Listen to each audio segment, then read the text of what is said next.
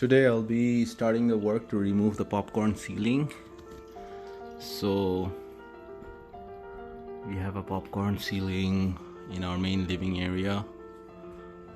I'm going to remove all of this DIY job. You can see there's a patchwork here, and then that was done before when we came around.